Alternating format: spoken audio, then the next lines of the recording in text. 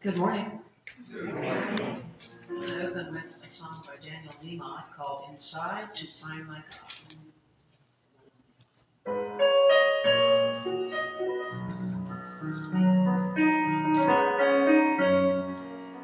I will leave this world as it is, go inside to find my God. I will leave this world as it is, go inside to find my God. I will leave this day as it is, go inside to find my God. I believe this day as it is, go inside to find my God. Inside there is peace, inside there is joy, inside there is more than enough. Inside there is peace, inside there is joy, inside there is safe enough. I believe this life as it is, go inside to find my God. I believe this life as it is, go inside to find my God. Inside there is peace, inside there is joy, inside there is more than enough. Inside there is peace, inside there is joy, inside there is faith enough. I believe this life as it is, go inside to find my God. Go inside to find my God. Go inside to find my God.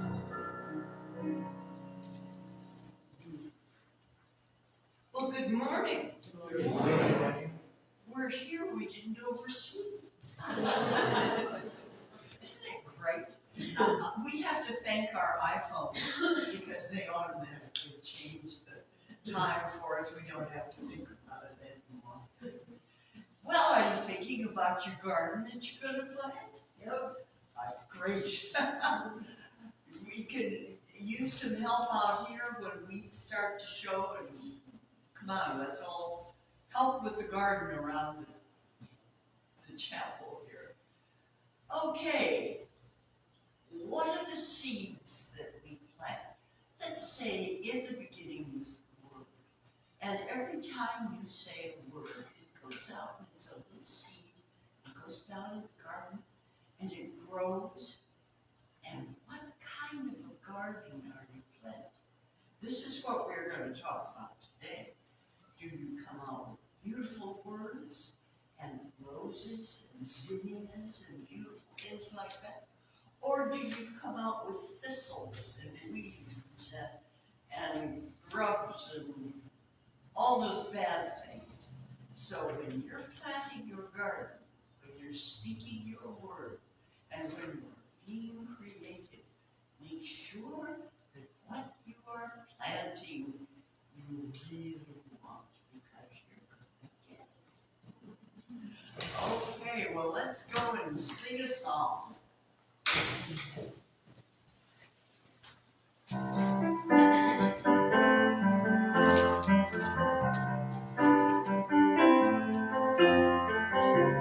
Go out and shine your light. You know the time is right. You gotta go out and shine your light. Go out and shine. Go out and shine. Step out and take a chance. Walk the talk. Join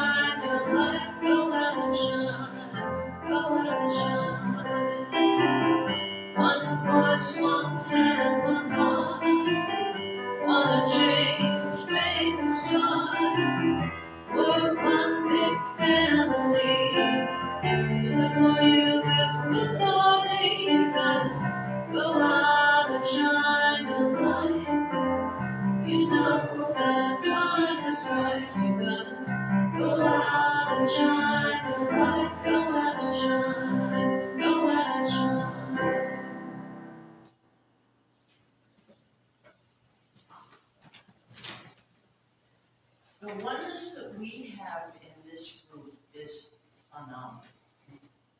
We are gathered together every week, and every week we find somebody new to talk to. We find a new heart to compare and share with. How lucky we are. Well, it's not luck. We're here by choice. So let us acknowledge that in each other. I do love all of you. And you love all of you. There is a camaraderie here that we have that is so special.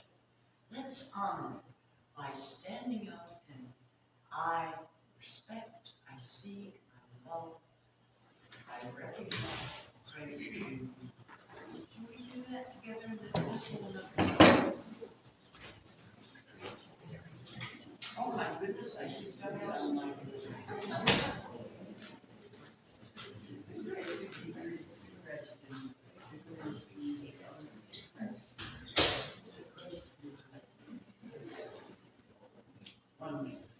What are we singing?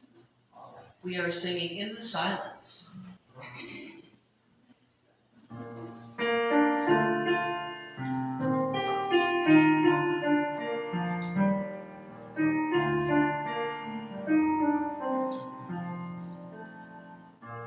In the silence, there is a sacred place, a sacred meeting place. God is there. In the silence, where every color blends and every rainbow bends, God is there. In the light of night, let you know peace of mind. In the silence, your path is paved in gold, and all your dreams unfold. God is there. Peace is there. Truth is there. God is there.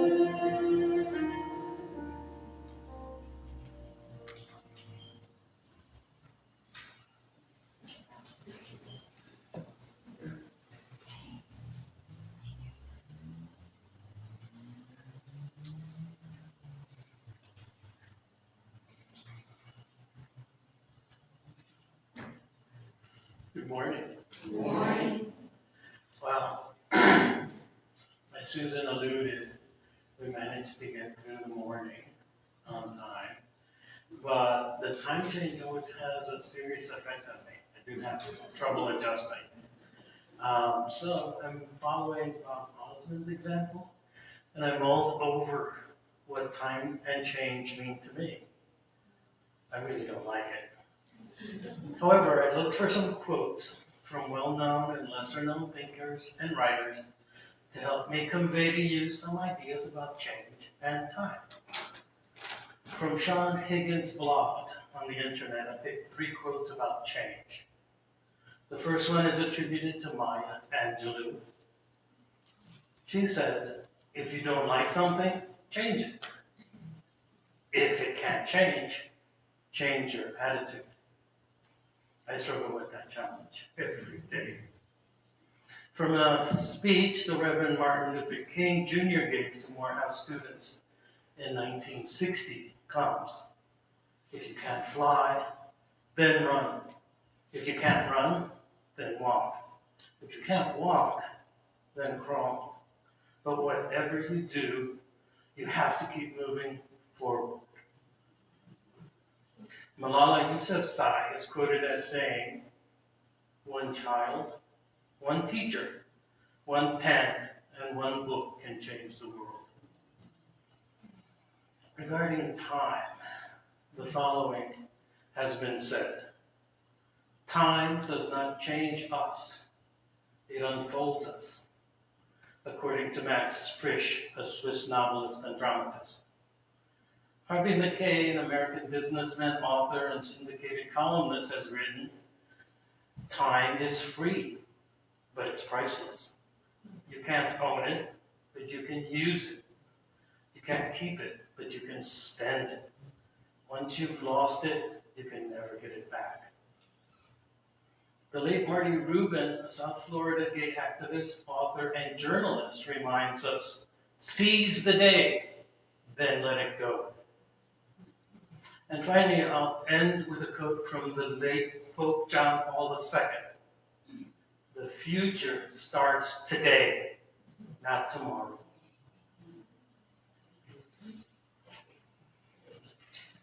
And now is the time for us to say our affirmation about Unity Williamsburg Spiritual Center. Let's affirm. Unity Williamsburg Spiritual Center is a radiant center of divine life, light, and love. We are a thriving, prosperous, and spiritual community that honors the divine presence in all and celebrates our oneness through loving service in our community. And again, together, let's say the Lord's Prayer. Our Father, who art in heaven, hallowed be thy name. Thy kingdom come, thy will be done, on earth as it is in heaven.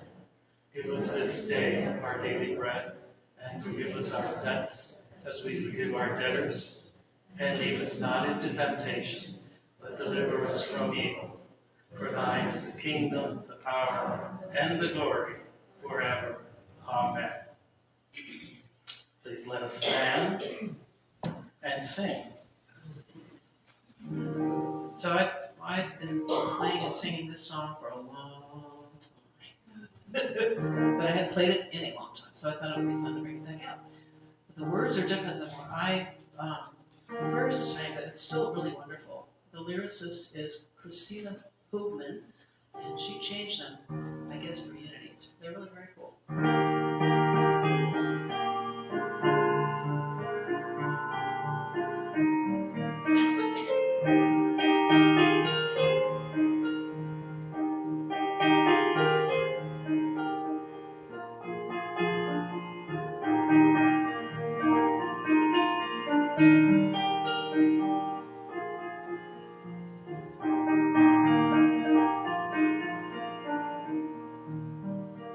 Sing them over again to me, wonderful words of mine.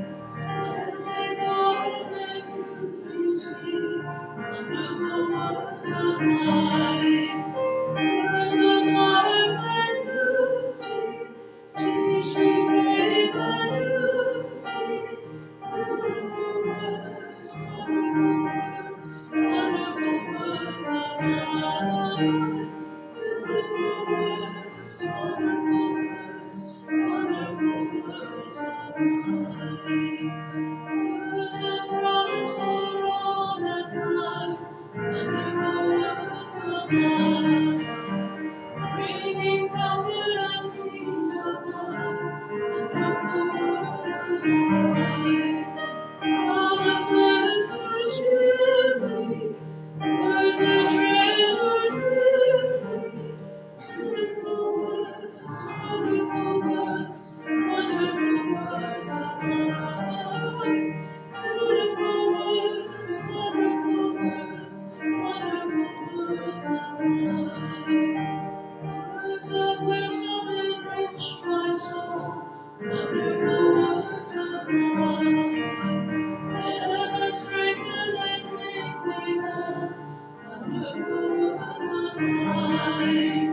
Gems of wisdom truly, thirst for truth fulfilling. Beautiful words, wonderful words, wonderful words of mine. Beautiful words, wonderful words, wonderful words of mine.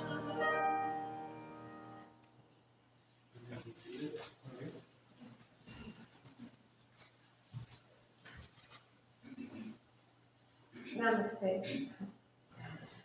Now we're going to go on to prayers and celebration.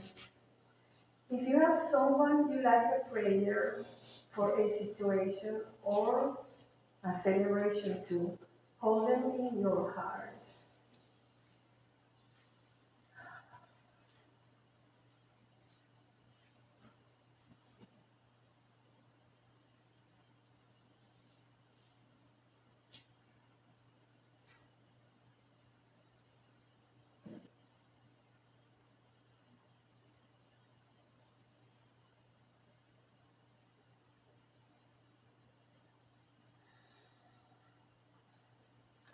And let's say together, as we center ourselves in the one presence and one power, we realize that our thoughts have the power to heal and bless. We say them out now. Bring love, peace, joy, and life to situations and celebrations that we hold in our hearts. Thought by thought, prayer by prayer, we transform the world. Amen.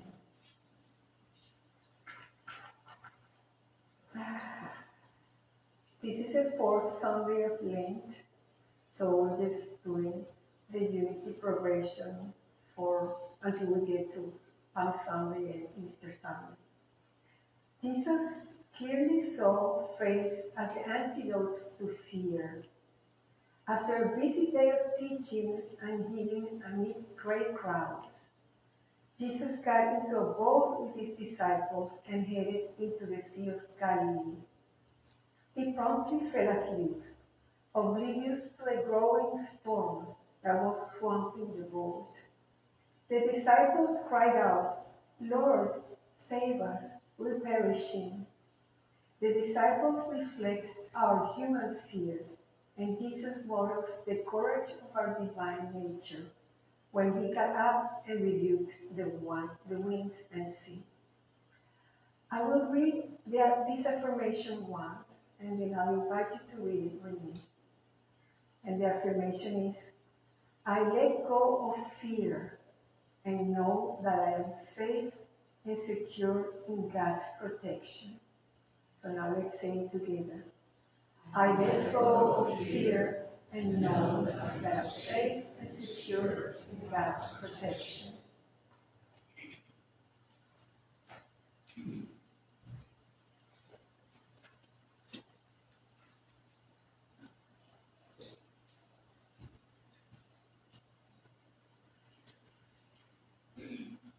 Well, today our guest speaker is one of us, Steve Fletcher. He holds an undergraduate degree in literature and philosophy, a PhD in English literature from the University of Virginia.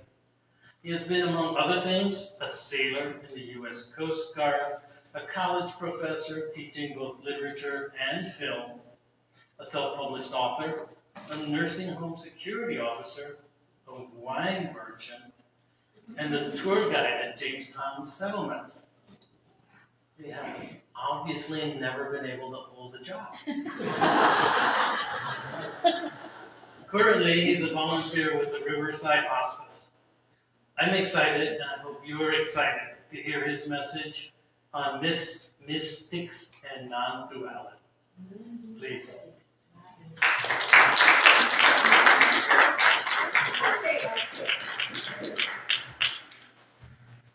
Here's the obligatory, is this thing on? I have a reason for wanting to use that rather than one of the microphones that gets stuck in the clothing. So that's why that's there. Please let me know. I've been told by people at tables next to me in restaurants, very kindly, of course, that I have a loud voice, so hopefully you can all hear me. I'm surprised that nobody wanted to be here. The way my mind works, and I'm going to talk about the mind a little bit today, is every time I go out in the morning, I have a little hot tub out of my dad, and my dog comes out. I sit in the hot tub and I look at the trees and birds. But for some reason, the past month or so, every time I go out there and I'm trying to just be in the moment, I suddenly realize that I'm giving this speech in my head. I'm giving this talk. Every day it's like, you have to pull your mind back from that.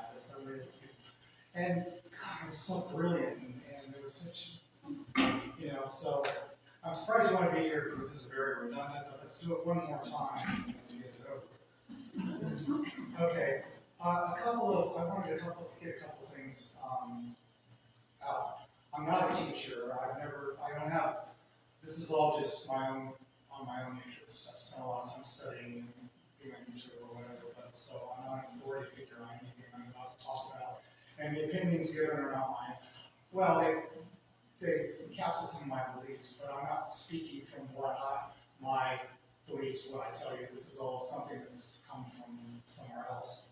I don't claim to be enlightened or whatever. I've been on a path for a while and I'm working on it, and that's as far as I could say. What I'm going to talk about is not a religion. It doesn't require faith. You don't have to, and even the Buddha himself said, don't believe me, don't believe teachers. Just check with yourself to see if this resonates, to see if this rings true in your own experience. Okay, and that's what I would ask you to do. If any of this has any kind of a relevance or brings anything else to you, please, okay. I did leave a sheet on the stand back there of resources. It also has my email address on it. I can be had for the price of a cup of coffee anywhere, so if anybody wants to talk about that or whatever. So anyway, that's back there if anybody's interested. Okay, so, and at my back, I'm always here, time is a winged chariot burning near. So I have a little watch that buzzes, and I'll set that to let me know. So you don't have to worry about me going way over my time. So how did I get here? I'm going to speak really briefly about how I may be standing here. I've always, for many years, I considered myself a seeker. I'm an English major. English majors, I mean, even at 6 years old, we're reading cereal boxes or whatever it is. We're text addicts, and by the time I was in high school, I read some pretty heavy books. Huxley's Bringing of Philosophy, and books by Herman Hesse, and a lot of stuff, which of course at that age I had no context for whatsoever. I spent some time right around my late teens as an evangelical Christian, but it didn't answer my questions, and it didn't feel like it really, spoke to my deepest depths, my deepest yearnings and longings and whatever. So I went on through the years, and I just kind of, read what I thought was relevant. I ended up teaching, my favorite classes to teach was world literature, because I got to look at what other people in the world, how they define themselves and how they existed in their society and what they believed. But I never found anything that really satisfied me. In fact, a few years ago, my wife of 41 years died of an illness. And at that point, I was pretty much an existentialist. I wasn't but it was like this idea that we don't know where we're going, we don't know what we come from, we don't know why we're here, so why don't we just face that? I felt that was like a heroic thing to do. And so that was pretty much my modus operandi when I met the lovely and lovable Maria here, and online, and she wrote, I saw after we got introduced and started to be really interested in each other, that she had been studying A Course in Miracles for about 7 years. And I was like, oh my God, she's in a cult. You're going to have to kiss snakes and drink Kool-Aid and all that stuff. And I said, no, I don't know. And I looked at her picture again, and I read her profile. I go, well, maybe I can kiss a snake. Maybe a snake. So then what happened is I read the Course and I started reading it, and there it was. There was what I have been seeking for my whole life. And there was one of the main teachers, I'll say his name because everyone knows him, Ken Long, and he's passed on now, but he was there right at the beginning of the Course in Miracles when we began back in the 70s. He became like the most influential teacher. And he said when he was on his way to become a Christian monk, and he said when he read it, he was first reading the typed manuscripts. It's a channeled text. I mean, I had so many mental, defenses against it, but once I read it, it was like, there it is. That's what I've been doing in my life. And he felt the same way. He said it was like hearing Beethoven's 8th Quartet for the first time. And at the heart of Course in Miracles is forgiveness. That's what they're all about, is forgiveness. But not forgiveness as we normally think about it. Like when I walked in here today, I think it was Tommy, he looked at me in kind of a mean kind of way, And so, but I forgive him for doing that, because I'm bigger than Tommy. I'm more spiritually advanced than Tommy, okay? So I'm able to do that, Go forth and sin no more. That's not forgiveness. That's ego. That's trying to stay in control. Forgiveness is when you can give it to God, when you can have what they call a holy instinct, when what the miracles in the Course of Miracles are simply acts of forgiveness. And the only way we can forgive is to realize our true nature, to realize that we have God within us, and actually, and I'm going to get into more of that, because that's what non-duality talks about. Then we realize that nothing really happened, and there's nothing to forgive. And the person, we don't need to be looking at what their body does and what their words are. We need to be looking at who they are, which is another child of God, which is just who we are. But of course, if we haven't forgiven ourselves for our own, whatever it is that we believe that we're guilty or whatever, then we can't forgive others. You have to forgive yourself. The Course in Miracles is all about removing blocks to love. Okay? We are all these wonderful, divine, and eternal. We are spirit. We are spiritual beings having a human experience, not the other way around. We are human beings, not human doings. So we have to let go. If we hold a grudge, it's like holding a hot coal in your hand. If you're holding on a grudge to something, that's burning you. It's not hurting anybody else, it's burning you. And one of the hardest things, and I work on this all the time, is that when we're upset or annoyed because of the actions of somebody else, for one thing, it's up to us whether or not we're going to be upset or bothered by those things. It's totally up to us. But we're looking at the wrong things, and the only reason we're upset is because of our own conditioning, our own defensiveness. Okay, so I love this little story. This sort of Tara Brock uses this story all the time.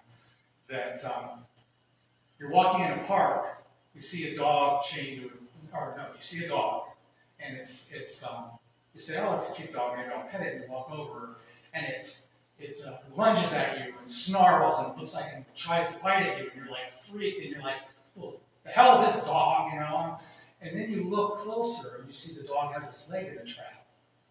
And all of a sudden, your whole perception of the experience changes. And you realize, and the thing is that when you encounter people that are unhappy, that are mean, or whatever, they have their leg in a trap somehow. They just, and we need to be compassionate about that and remember that. And I sometimes feel like I have my leg in a trap. Okay, all right, so slide 2. Okay, so this is what a lot of, and I'm not here to say anything about any other religion. I'm just saying the institutions of human beings tend to get caught in human concerns, but most of our major institutionalized religions kind of operate more or less on this paradigm, depending on the preacher. But it's like God is up there, humanity or us is down here, and the world is out there. So there's all this separation. And I think if you're here in this room today, if you're here, I think that you've got some problems with that. I really do. I definitely have some problems with that. Okay? So again, I'm not, everybody is where they are. One of the things I really believe in is that you don't judge anybody on where they're at spiritually. You don't try to judge your own or anybody's spiritual progress. Or everybody, according to all these major traditions that I've been studying, everybody will find the light eventually. If you're living in fear and ignorance, you may, and depending on whether you believe in reincarnation or not, you may live 1,000 lives in the darkness, but eventually that light will crack through. if you're here in this room, again, according to the traditions I'm talking about here, you're not going back. You're not going back. You've seen something, or you wouldn't be in this room today. Okay.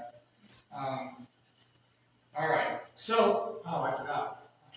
I left it in the car. So anyway, no, it doesn't matter. It doesn't matter. It's just a book. I was going to pull it up. So after I spent a year reading A Course in Miracles, doing the workbook and everything. It was a profound year for me. But because of my early evangelical experiences, I still had some kind of muddy waters with Christian terminology. Of Course in Miracles, because of who it came through and who it's meant to reach, has some of that paternalistic, language, and it talks, about salvation and atonement and those kind of things. We don't talk about that very much here. And we don't talk about sin. In the Course in Miracles, there is no sin. It's error. Simply error, and there's nothing that's unforgivable, obviously, because it's all about forgiveness. So I read this book. I had a thick book I was going to show. It's called History of Mysticism. And it's just writings of all these early mystics, and up to the present day, actually, and what they saw when they went inside,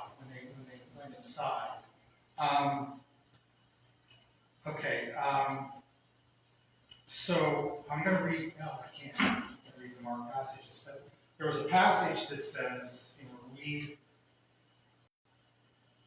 at the core, all these religions, the contemplatives, the seers, what they call the rishis, all saw the same thing. It came out differently because of their culture, because of their time, because of their language, because of their sex, and because of their position in society. But ultimately, it was the same vision that comes through. And if you go back, like the earliest sacred texts, like the Rig Vedas, which are the source of the Upanishads in Hinduism, the oral tradition may easily go back 5, 8, 10,000 years. The written tradition goes back about 3. That's a long time. And they're just as relevant today, if you read those, as they were, 3,000 years ago.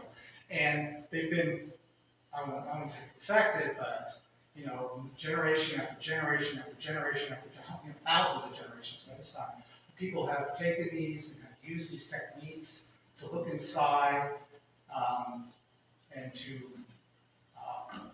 try to understand who we are. That's the question. Who are you? It's a big question. Okay.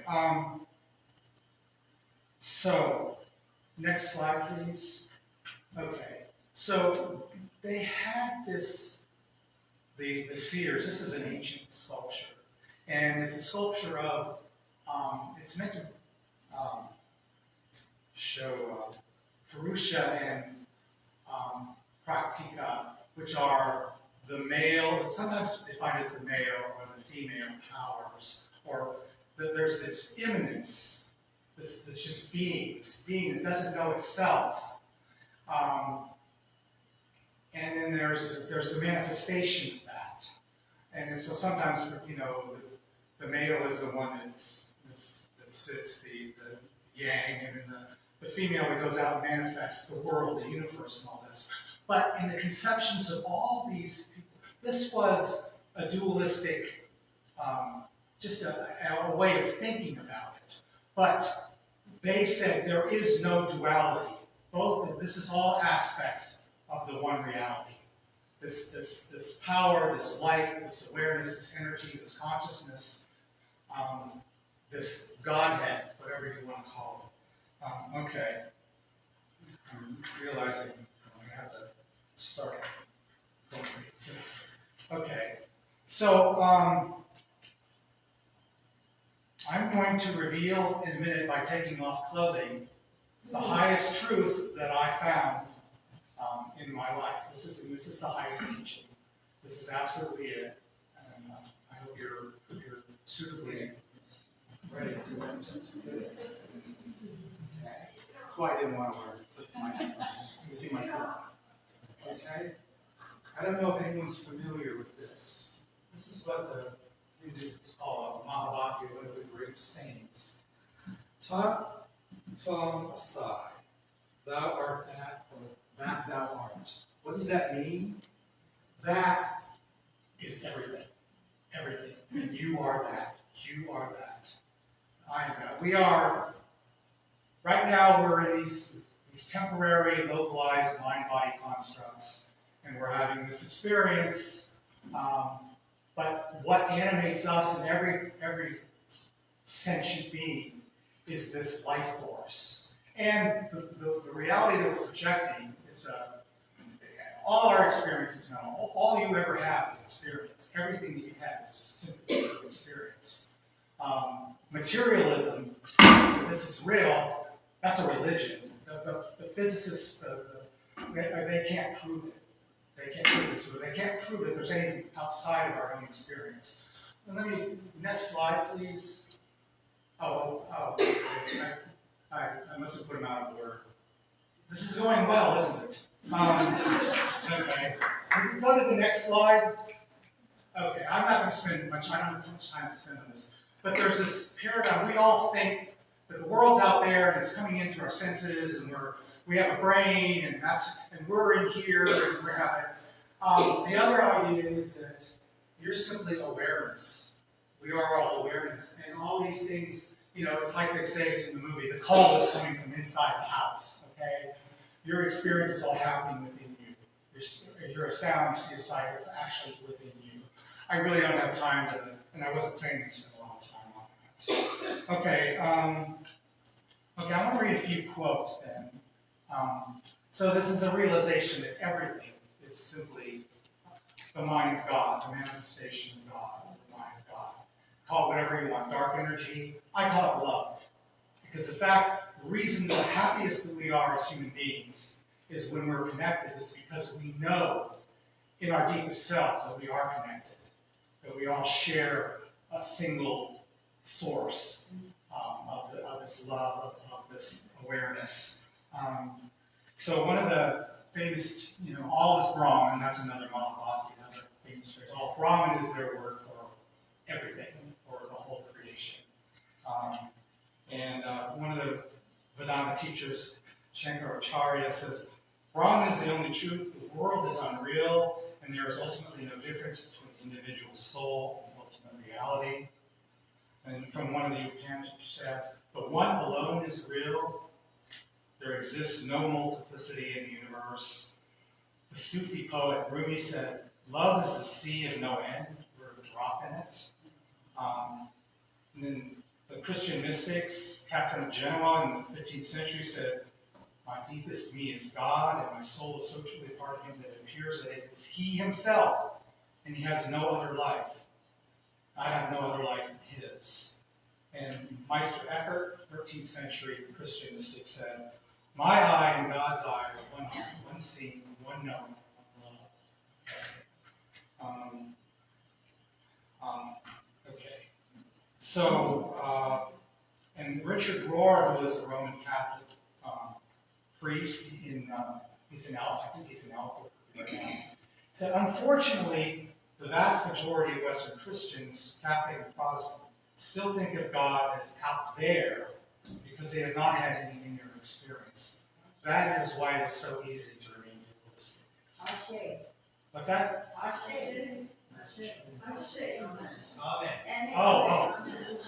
Sorry. I'm going to crank up my hearing aid. Okay, so, moving quickly along here. Okay, go back to the last slide, Chris, if you would. Yeah, okay. So that's, Jesus, according to the non-dualists or whatever, Jesus was not different than us because we are the Buddha or Jesus or Muhammad or whoever you want to say. Because when you find the way to know your awareness, which is always there, it's this substratum, this underlying hum in your being that is peace. That's why you enjoy sitting out on quiet on your back porch, because that peace is there. But we get so lost in our experiences all the time, our content of our experiences, that we forget and we identify. That's the matrix, that we go out in and we live in. But that's not who we are, and that's not everything changes. That's the heart of Zen. Nothing here is going to last. Nothing here. We're not going to be here 200 years, 300 years from now. What's going to be here? This. We assume maybe at that length of time. Probably the mini markets will be there. But everything changes. And one thing that going inside can do is let us realize that life is full of letting go. If you let go, you're going to be happier than if you hold on to stuff, because you can't hold on to anything. If you go out in the world and try to make the world conform to what you want it to be because of your conditioning, and that's the point of meditation, is to try to see your conditioning. That's not you, okay? That's something that you've accumulated over this temporary lifespan. But if you go out in the world to try to change it, you can't hold on to anything, and even if you can change it to fit your will, it won't last. So the best thing is simply to make peace with it, to not fight against any given moment. Okay. All right. So the one or two analogies that I will give you to take with you, seems like I might be running out of time, is the analogy of the ocean and the wave. We are all waves. We come up, we exist for a while, we have all this activity, but we are part of the ocean, and we will return to it. And there is no difference between us and the ocean. And it's simply where we have this perspective at the moment. We're having this experience. Okay, the other analogy that I find helpful is the screen and the movie being played on it. You are the screen. The screen is always there. The screen is your basic awareness, which is aware of everything. And that's the same awareness that you share with everyone. But what gets shown on that screen is the story of your life. And it's got drama, and it's got good guys and bad guys, and pleasure and pain, and it starts at the beginning, goes on the middle, and then ends. But it doesn't affect the screen. There's a line in Course in Miracles that says, or a stanza that says, nothing real can be threatened. Nothing unreal exists. You are real. You are real. And you were never born, and you will never die. Okay. I'm going to stick to here. I want to share a story because this means a lot to me. I just found this amazing. And, we were watching a Wayne Dyer video. He was like a New Age teacher, and he passed away a few years ago. But they would have an open mic at some of his talks, and this woman came up, and to me she was totally incredible. She was just like any of you.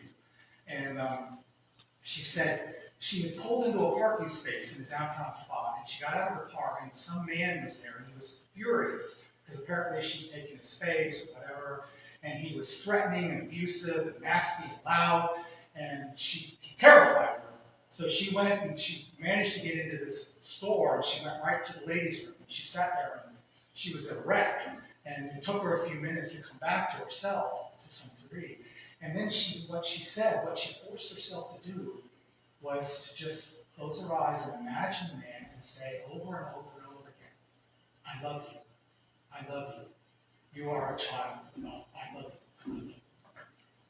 And when she looked up, she looked in the mirror and she saw herself. She didn't see herself anymore. She saw just a shape made out of this brilliant glowing light. And that was her. And she said she went out on the street and everyone looked like that. All the people that she saw were just these glowing, figures of light. And she said it only lasted for a little bit. But to me, that's who I try to remember. When I'm looking out here, that's what I'm seeing. That's what I'm trying to see. That's what I'm seeing. You can't see it with your own eyes. You have to see it with your inner eyes. Okay, so that Thomas Merton, the Catholic Trappist monk who became so immersed in Buddhism at the end of his life, because he saw how all these traditions really are the same thing eventually, said he was from Monastery, Kentucky. He said, in Louisville, at the corner of 4th and Walnut, in the center of the shopping district, I was suddenly overwhelmed with the realization that I loved all these people. And they were mine, and I was theirs. We could not be alien to one another, even though we were total strangers. It was like waking from a dream of separateness, of spurious self-isolation, a special world. Okay, so I guess I'm going to do a little tiny meditation at the end, but what I want to leave you with is the idea that no matter Catholic, Unitarian, Unity, whatever you are, atheist, whatever, but if you go inside, if you're peaceful, you will find that awareness that's always there, even in the worst. One more parable, the Buddha, a man came to the Buddha and said, Lord, I'm dying, I'm old, I'm sick, and I'm dying. What advice do you have for me? And Buddha said, you're subject to all this. What is born dies. That's it. But he said, but what if you die with peace, with pacified mind? What if you die with acceptance and peacefulness and with serenity? And that's all you can do. You're going to die. You're going to suffer. You're going to have pain. But you don't have to add that second arrow of suffering of your own mind, complaining and whining and saying, why me, and concentrating on the discomfort. That's your choice. You have that choice.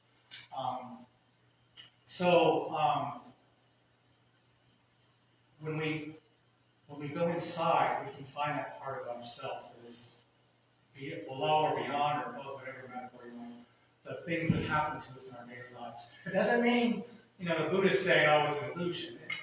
That's not exactly a good translation. We're having an experience here, there's no doubt about that. But it's not exactly what most of us probably think it is. It's not, it needs some qualifications to what it is. But we should have compassion and love. And in fact, the whole thing is once you get rid of your pre-programmed agenda, your concepts. Next slide. I don't know, I lost count. Yes, that's who we are. That's why those beings attract us so much, because we come trailing clouds of glory till we come from wherever it is and that glory is who we are and where we go back to. So I say to all of you, the stillness and the quiet, you can find that awareness, that peace, because that's what the Hindus call Sat Chit Ananda, eternal consciousness, eternal being, and what they call bliss. But it's not bliss like New Year's Eve bliss. It's just the idea of being fulfilled and being at peace and satisfied. That's the bliss that they talk about. Okay, I think I'm about out of time. Let me do a really quick meditation here, if I can. Couple of caveats about meditation. Oh, the next slide. Oh, we're already done. Okay, that's fine. So in meditation, there's 1,000 different techniques, 1,000 different schools. But there's some basics and some things. Basic is just sit. Let go of the past, stop projecting about the future, and don't do anything. Some of the highest meditation techniques, there's one now that I'm into called silent illumination. You just sit. But that's not easy. And you let go of everything, but that's not the easiest thing to do. I like this. Don't do anything. Don't do these techniques or whatever. And I'm not dumping on those. They are all can be very effective. But I'm super lazy. So the idea of, I can just go sit for an hour. But then what happens is you can't stop your mind. That's one of the problems that people think with meditation. I've got to stop my thoughts or whatever. No, but all thoughts come, abide, and then they go. So if you can be aware of them without acting on them. The Buddha noticed there was a little space between the thought and acting on it. And he said, cultivate that space. And then you will not be a zombie anymore. You will not be acting out of habitual patterns. You will not be acting from autocorrect. Okay, so maybe you could all sit comfortably for a moment with your back straight. Just close your eyes if you want. You can even more soften the focus. Just take 2 deep breaths. Just try to let go of whatever tension, whatever's in your body. Maybe you could just make a really light, quick scan through your body. If there's any discomfort or anything you're holding on to, just kind of let it go, breathe into it. Let go of any expectations for this experience. That's really good advice for meditating. If you're sitting down with expectations, and you're not going to, meditation isn't going to work for you. You have to let that go. Okay, so now we have what's kind of like an aperture of awareness. And you can open it up. You can be aware at the same time. Be aware of your own body as a field of sensations. And then open up that aperture to take in this whole building, everyone in this building. Just feel yourself expanding in that opening. And then don't let the walls here hold you in. Expand. The whole world is there. And that world is you, and it is you, and you are it. If you're struggling with any aspect of being in this moment, you might want to think about that. You might want to identify that. So you just need to surrender. So I'm going to be quiet for like 2 minutes, and I'll be on.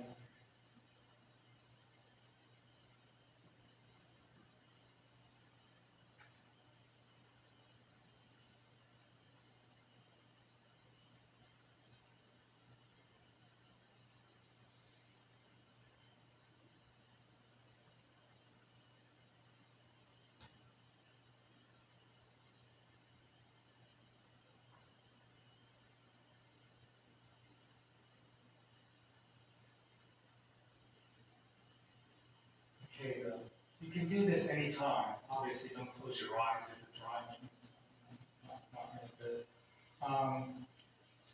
A lot of the meditation teachers say better than an hour or 2 hours on the cushion is a lot of short periods. And the thing about meditation, if you don't bring it into your daily life, it's not going to help you find your true nature. Okay. So I have one last quotation for you, which isn't much time, but I'll read it. It's by the great Saint John, whom you all know, and the quote is, "I am he as you are he, and you are me, and we are all together." Thank you.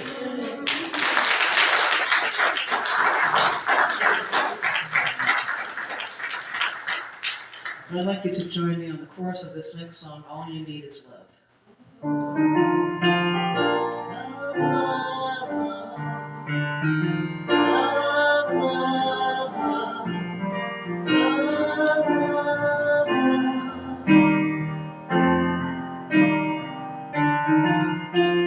There's nothing you can do that can't be done.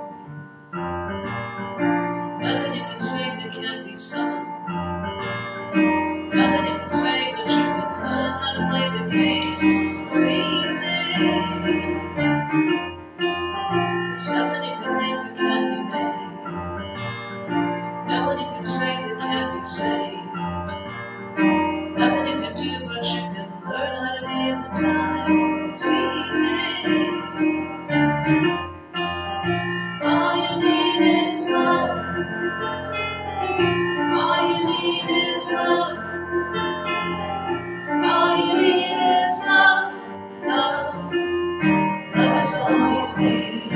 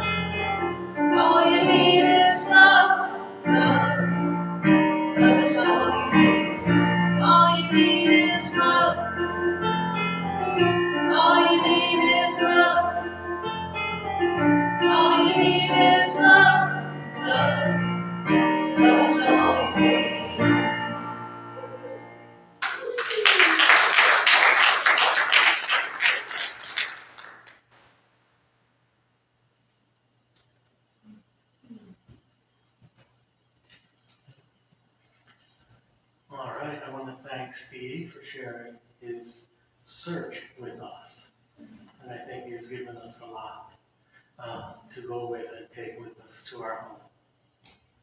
But it's time to get our offering out, hold it between our hands or over your heart, and feel the energy of prosperity flowing through you to the Unity Williamsburg Spiritual Center, and then out into the community. Together, let's say the prayer of plenty. In the infinity of this moment, all is perfect, whole, and complete. We acknowledge the one presence, the one power, expressing through us and Unity Williamsburg Spiritual Center every moment of every day. We open our hearts to the wisdom and intelligence that exists in the universe and in our minds, through which all resources and all healing comes. All doubt is released as we trust that our needs are being met in this moment. Divine order is unfolding for our highest good now. And so it is. You may place your offering in the basket there in the center aisle, or you may donate through PayPal. And we certainly thank you and appreciate what you have contributed to Unity Williamsburg Spiritual Center.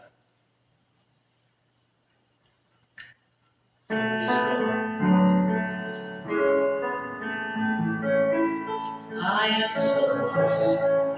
I am so blessed. I am so grateful for all that I am. I am so blessed. I am so blessed. I am so grateful. I am so blessed. We are so blessed. We are so blessed. We are so grateful for all that we have. We are so blessed. We are so blessed. We are so grateful. We are so blessed.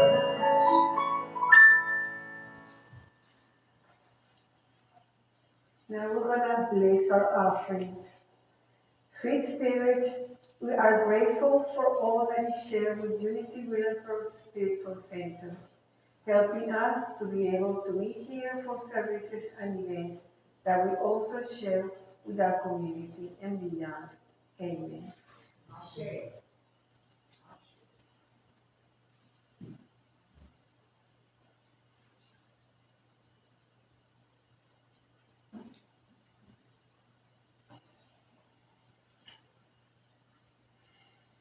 Okay, so announcements.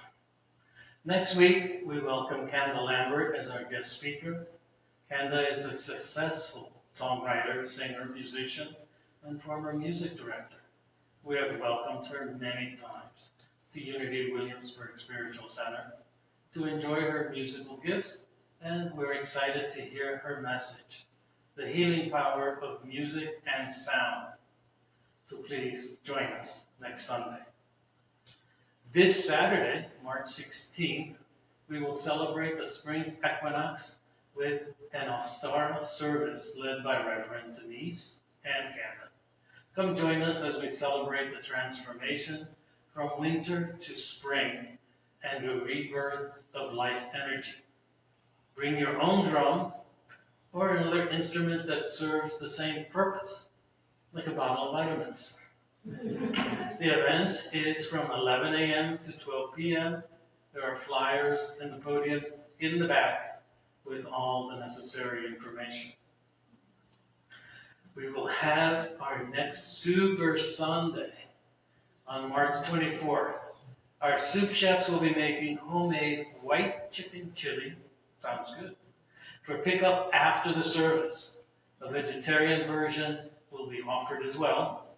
If you're not going to be at the service that day, the soup can be frozen and you can pick it up at a later date. Please place your order on the sign-up sheet in the bulletin board in the fellowship hall. The soups are $8 a pint or 2 for $15. Please, this is a good time for anyone here who has an announcement, a celebration, an event to make known to all of us. I have an announcement. Please. Hi everyone, I'm Amy. I and other members of the church will be collecting videos or photos from any of the services, if anybody has anything, to put on our website or other social media. So, yeah, if you have anything, or you can record a video of yourself speaking or something that matters to you. But I'd love to have it. So I'll send out information about a Google Drive on where to submit them. Good morning. Good morning. I would like to mention Dr. O. Lee, who's the grandmother of Juneteenth. She received the first pin when President Biden signed Juneteenth into law in 2021, will be the guest speaker at Twin Lakes State Park, Green Bay, Virginia, on July 5th, July 6th actually. And we will have choirs, all kinds of drumming and everything, but she lives in Galveston, Texas.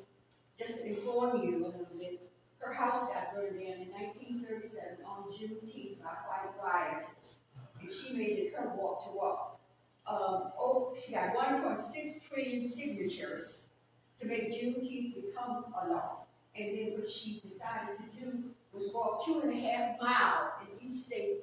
She's 97 years old, and she's an activist. So if you all would like more information about it, you can talk to me after service. But it's really a historical thing at Twin Lakes State Park, because when my father was 17 years old, he's 98 now, he built Twin Lakes State Park in a program under President Roosevelt called the CCC. So they put them all together and they built those. He was a member of the 1390 Black Battalion. So she will be standing on historic grounds, tying our history together. I'm working on this because I'm tied to the history of Twin Lakes State Park. And as I said before, if you'd like more information, you can see me after service. Thank you. Thank you.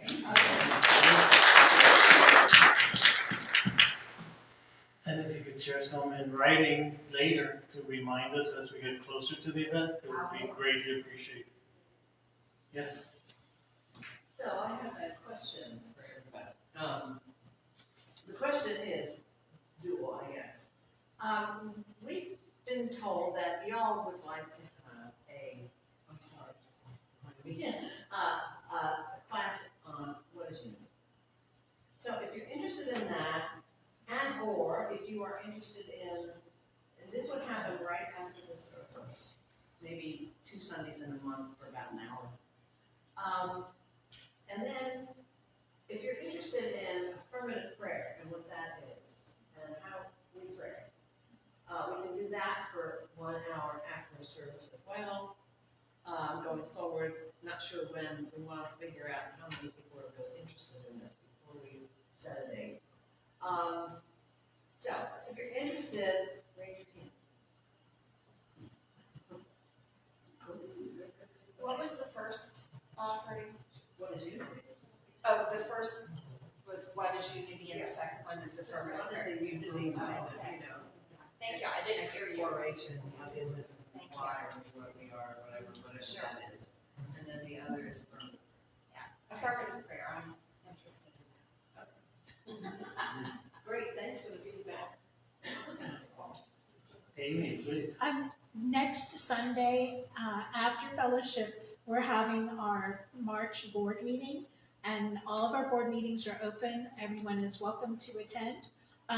After service, I'll post a draft of the agenda to give everyone an idea. Of course, still get feedback as well from the board members, so there may be things that are added to that, but just so you have an idea of what's being discussed. So that will be on the bulletin board after service. Thank you, Amy. Give us something to think about before the meeting rather than after the meeting. Great practice. Anyone else? Okay, let's go on to remind you that, or let you know, the prayer chaplain for today is our beloved Susan Cardoso. She will be in the back of the sanctuary offering private prayers. Prayer boxes are also available in the front of the sanctuary and in the fellowship room. Please place your prayer request in the box. They will be picked up by our chaplains and prayer will begin immediately. If you have a prayer request during the week, email your request to our prayer chaplains at prayerunitywilliamsburg@gmail.com. Remember, no spaces on those things. Remember, all prayer requests are held in the strictest of confidence by our prayer chaplains. We want to stay in touch. So please join our website, go online to unitywilliamsburg.com, fill out your information to be on our mailing list, to receive a weekly update which features upcoming events, guest speakers, and articles. Or you can fill out the form on the table over here near the prayer box, and the chaplains will get it to the right person. And if you find you're not getting the emails in the weekly newsletter, always check your spam folder first, and then let us know that you're not getting it. Thank you very much. It's time to gather in our circle and have our speaker stand in the middle.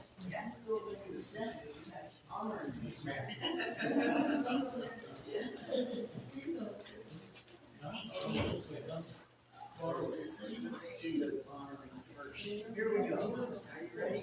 We love you, we bless you, we appreciate you, we behold Christ in you. Yes.